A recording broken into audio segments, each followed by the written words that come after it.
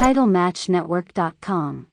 What were I guess from there you went on to Bill Watts' territory, to Mid-South. Mm-hmm. What were your early impressions of that territory and Bill Watts himself? When I went to Bill Watts' territory, I was still naive and green. I'd been in the business from 80. This was the beginning of 84. I had worked a lot of matches against guys that were really good. I learned how to follow, and I learned how to do fire, and still trying to learn how to throw a good punch and stuff. And I mean, people say, well, you've been 4 years, you should be good. Well, we didn't have practice facilities, and we tried to have a life, and we were driving probably 6 hours every day. So it's not like you could sit there and practice and work stuff out. 9 times out of 10, back then, the other guy would be on the other side of the building. You'd be on this side, and you wouldn't see him until you got in the ring. So there was no choreographing. There was no working stuff out. You just got in there and did it, which a lot of people don't understand. That's the art and the beauty of what we used to do, is to be able to go out there without talking it over. You know what the end is, but everything else is built in a logical way to make people feel things as you get them to where you want them to go. And I forgot the question. We were just talking about your initial impressions of the territory and stuff. When I got to Bill Watts' place, the first guy to meet me was Grizzly Smith. Right. 6'10". Oh, my God. Next guy I met was Bill Watts, 6'4", 320 pounds. I was like, oh, my God.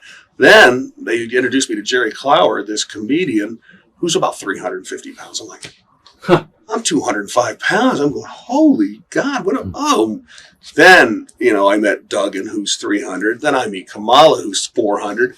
I was like, Nikolai Volkov. Everybody's 350 pounds. I said, oh my God, I'm going to get killed. First night of TV, Magnum TA had given its notice. Junkyard Dog was really kind of like waning right then. He wasn't over like he was, but They were still JYD. He was really good. But something had happened. I don't remember if he lost a lose or leave or something. Something happened where his, popularity was just starting to go down a little bit. And they were elevating Duggan and some other guys. But Dundee had come in. And when Dundee came in, he looked at Watts. He goes, oh my God. He goes, nothing personal, but your good guys are all big and ugly. And it's not a knock on anybody, but it was like Duggan was a good guy. JY was a good guy. And there was all these good guys that were big and ugly, and Dundee had come from Tennessee where Ricky Morton, Terry Taylor, all these good-looking young guys, would bring the young girls, which would bring their boyfriends, and then it was like this, dating scene practically. So they had Nikolai Volkov, who would beat everybody. They sent me out, and I did a promo, and I was really nervous, and he jumped on me, threw me into the corner, and charged. I did that Jack Briscoe sunset flip, 1, 2, 3. Barry Darso rolls in. I drop kick each of them like 3 times, and I run in place and throw my arms around and show some fire. And the place erupted because nobody beat Nikolai. I didn't know that. I just figured I was coming in there, we're going to do something, and I figured I'd just fit in. Right. That was the beginning of a really great run for me. And it was not that because of that. I didn't do it. It took all of us. But Nikolai and Barry Darso, I beat them because they let me every night for a year.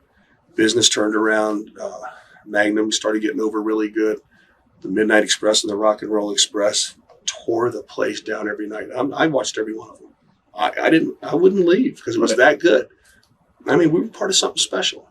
And people will come up to me and say, man, I used to love that UWF. I used to love that Mid-South stuff. Hey, man, so did we. We all felt like we were part of something. And Watts was he was a teacher. He was like a father figure. Very strong-willed and very disciplinarian. And, maybe we should have made more. But I can't put a dollar sign on what I learned and the respect I learned for the business and a guy like Watts. A lot of people say Bill was like a bully. What do you think? Basically, yeah. Yeah. But it was tough love? Yeah. I mean, my old man was a bully. Bill Watts is younger than my father. But I think from that era, Bill Watts, I love Jay Strongbow. But Strongbow grew up in the business in an era where it was very paranoid. Guys were tough and they would fight each other, or they would figure ways to swerve each other to take that person's spot. It was very underhanded. The old running gag was you shake a guy's hand and stab him in the back at the same time. That was the wrestler handshake. And Bill grew up in that, and Bill was up in the WWF, Watts, and he had a great run. And he was, he was strong-willed, but he was smart. And sometimes I thought I was smarter, and he proved me wrong. He was a great teacher. I had a great run there. I mean, I made $100,000 a year 3 years in a row from 84, 85, and 86. I worked for it, but that was a lot of money. And I was doing something I loved. Right. What are your memories of the locker room at the time? already said it. A group of guys that were pulling together that knew we were part of something good. And if one time Jake Roberts, it was my own fault. He ducked and I went over the top rope. And as I fell, I tore every muscle on the inside of my leg. I never missed a shot because I knew that there was 20 guys on the other side. No, not waiting for my spot, counting on me to carry my weight. There was no guys coming in back then. That was us. We were successful. And I knew that if I didn't do my part, I would hurt every one of those guys. So, and everybody else in the locker room had the same feeling.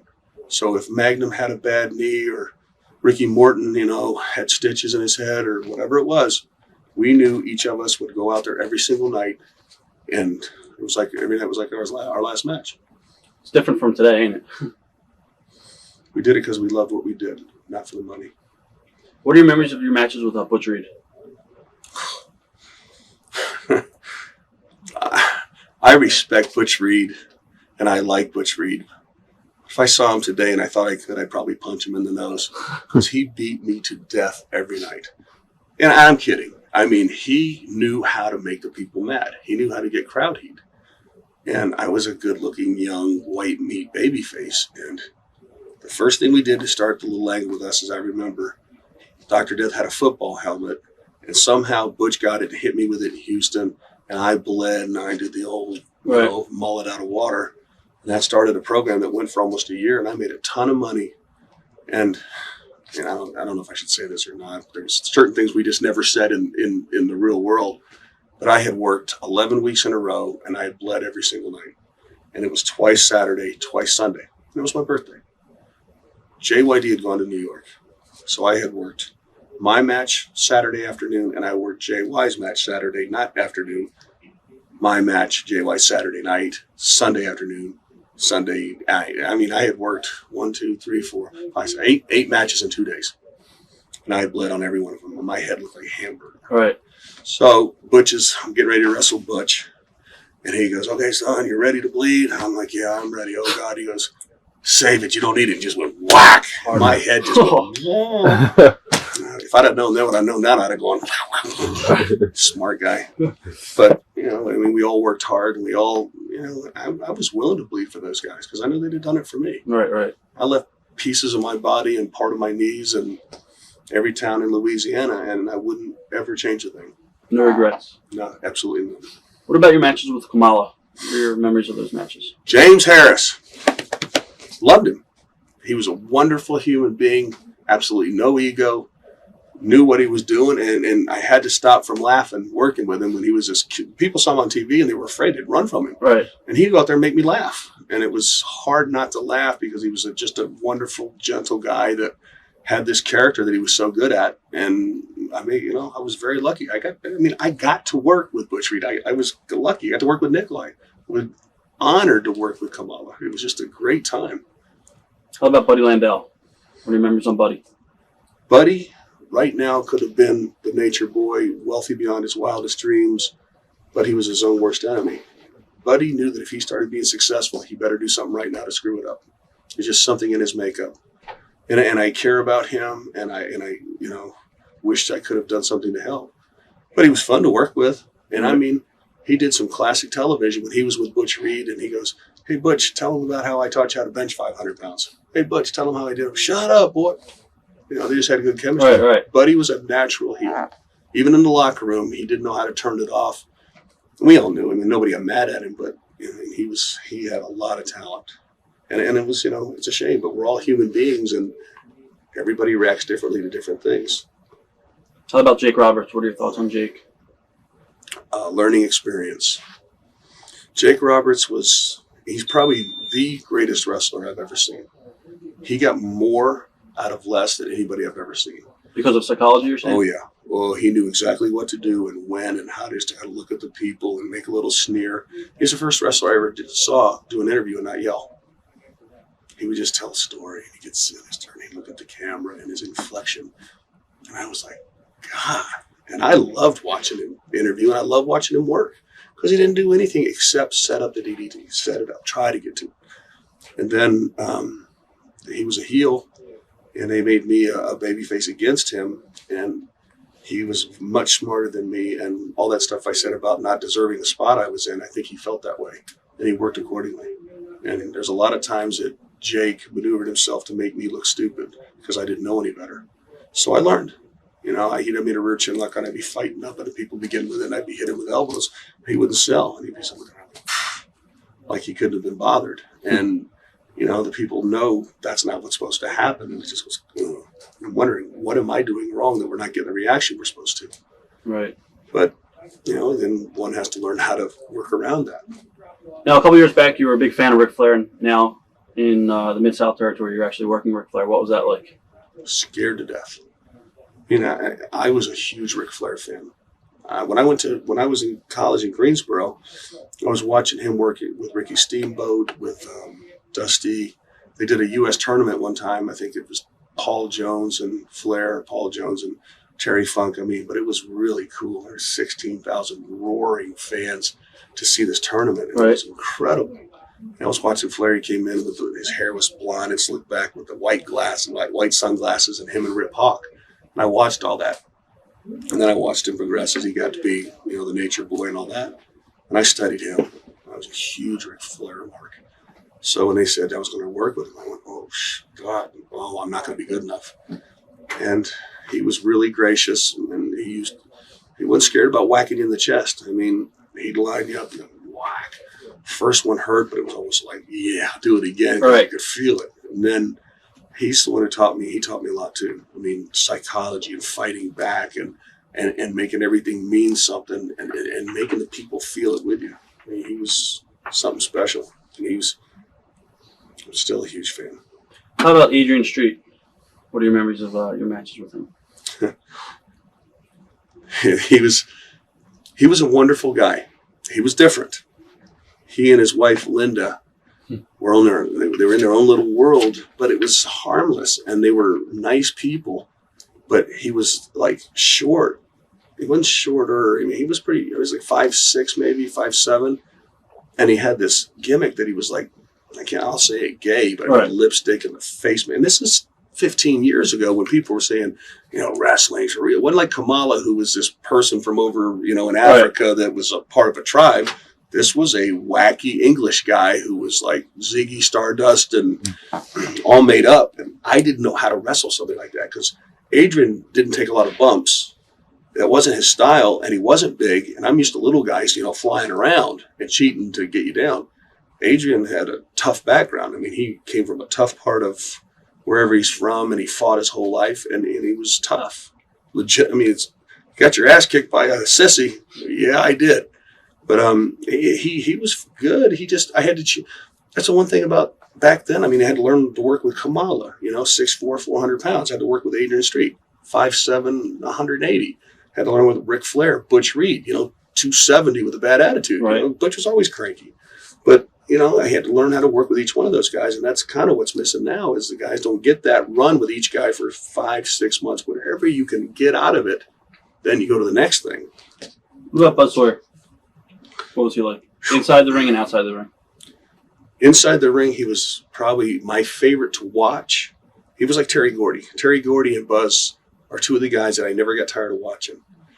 The first time I ever wrestled Buzz, it was in Augusta. And I missed the show one time. The dates were wrong or something. Right. So I come back, and they wanted like 30 minutes, and he was going to beat me, I think, a power slam or something. I didn't care. I said, okay. So I get to Augusta, and I'm a little nervous because I've been off for a while. And I see him eating a hot dog. And I see him eating another hot dog. And he's eating a hot dog on the way to the ring. I'm going 30 minutes. And I haven't eaten anything since 3 o'clock in the afternoon, and I'm like pumped up and all that. And he's walking to the ring eating a hot dog. And he was like this athletic, incredible.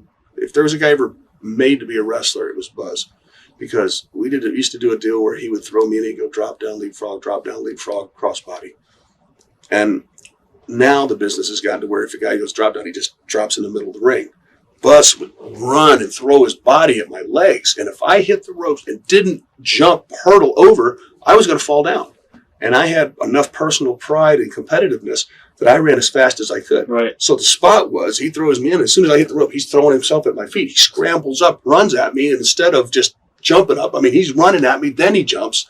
I know what he's going to do, but the people don't. We had good chemistry.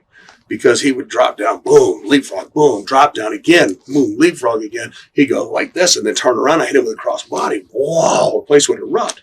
Drop kick. I'd drop kick him and he'd do a deal where he'd just jump backwards and barely grab the rope and dive through backwards. It was one of those incredible things I'd ever seen. He did it every single night. It looked like it was awkward, like he was going to kill himself. He never did. And then he went, whoa! And just threw up 3 hot dogs at ringside. Great. The good part was when he came back in and said, I'm okay, I went, oh, God, the breath. And then we went out another 15 minutes, and I was holding my breath for most of it. Nothing quite like a vomit breath with a guy huffing and puffing on you. What was he like outside the ring as far as his personal life? I didn't know him. I hung out with certain people. He wasn't one of them. I've heard he hung around with bad people. I heard he did drugs. I heard a lot of things. Right. But I didn't hang around him. I'm not here to condemn, judge. I don't know. I just know that when he was in the ring, he was dangerous. Not dangerous to hurt me, but right. Like that era of being dangerous. What about Ted DiBiase? Your memories on Teddy? I love Teddy. A big guy that grew up in the business, heart of gold, who worked himself to death for Bill Watts, stayed loyal to Bill, made all the trips, made enough to, sock a little bit away. Went to Japan, made a little bit more to sock away. Finally had some money saved, moved, I think he married his wife, Mel, moved where she said, like we always do, Mama says, we're going here, and we go, yes, dear, we go. Right. And then he got his break in the WWF. I mean, when we were in Mid-South, we were good guys mostly. We worked some together, but he worked, he was great. I mean, he was very generous and very giving. He was, again, a good guy. What about Steve Williams, Dr. Death? I was lucky enough that I got to be Dr. Death's first 6-month program when he came right out of college at 330 pounds of amateur wrestling and football. And did he kill you every night? Yes, he did. I'm tough. Because he couldn't hit me any harder than he did then, night after night after night. He was a nice guy. He wanted to learn. He was Bill Watts' protege. And out of respect for Bill and the business, I knew what my job was. But for the love of God, I mean, he got better and he became a great worker and he made a great name for himself. And I don't think I get any credit for that other than I weathered a 6-month storm of a green 330-pound monster beating me half to death. And then he actually became a pretty good worker. A little story with Doc is one time we were doing something. He threw me out of the ring and he grabbed a rear chin. I rolled back in and he grabbed me a rear chin lock. And I just said, loosen up 300%. And he always laughed. I said, he'd always come with me, loosen up 300%. I said, maybe 400 now. Now, at the time, did you go to Georgia for a little bit? Like take a little time off from Mid-South and go to Georgia? Charlotte, okay. I was just getting frustrated as a good guy. Right. Not that I was a big star. It was Barry Darso, Nikolai, Butch, and those guys that got me over. But we were in Louisiana, Arkansas, Mississippi, Texas, and Oklahoma. It was really times were tough there for the other people that were working for jobs. And Bill Watts made us stars. I mean, I was dating my now wife, Trudy. If we went to a restaurant, we couldn't eat at lunchtime because everybody said, oh, my God, that's Terry Taylor. We lived in a little crappy town, Alexandria. But like a story, one time I went to go get my tires fixed on a car. Because I'll tell you, you're driving 2,500, 3,000 miles a week. You go through tires and oil and stuff like that pretty quick. So they took this little crappy mall and made it big. It was like from 40 or 20 stores to 140 or something. So we go to the deal, and they had this country western guy and a soap opera star and some other people, signing autographs and this big deal. Well, I didn't know any of that, so we were going to go walk through the mall. And I knew that they were building it, but I didn't know it was done. And it's not that I'm a big deal, but it was a riot. All the people left, came over to see us, me. Trudy had to go through like a sports shoe or something. They took us out the back and had a cop car take us away. And it was just stuff like that. I mean, couldn't go to a movie until after it started. I mean, it was Bill and those guys booked us in a way, and Dundee, who booked the stories, made us like stars. And I had enough of that. That's why I left. How did you see the territory grow from, Mid-South and then eventually went into the UWF? Yeah, it was in Mid-South when we got there, when Dundee was booking and brought all the Tennessee stuff over, because it used to be, punching and kicking and big guys leaning on each other. And then it went to the Midnight Express, the Rock and Roll Express, Magnum. And I mean, we had guys who looked good and could go. And people were, wow. And it was exciting. Right. And the storylines were good. So we went from that to, territory got good. And we started selling out. And, everybody was working hard and we were clicking. And I guess Bill Watts thought that he could, make it nationwide. He said, McMahon has done it. The door is open. Maybe I can do it. And I think he could have. It's just, I don't know. I think sometimes we don't realize we have enough money to start something. But I'm not sure. From what I understand, it was so expensive, the travel and all that other stuff and the guaranteed contracts that he was paying us to make sure that we didn't leave. He got overextended, or he said, oh, my God, if I keep doing this and something happens, I'm going to lose everything I've worked for. I think that's what's happened. Right. So he sold it, and I don't blame him. Nobody goes into business to stay in business. They do it to sell it and then do something they really want to do. Right. And I hope that's what he's doing now. TitleMatchNetwork.com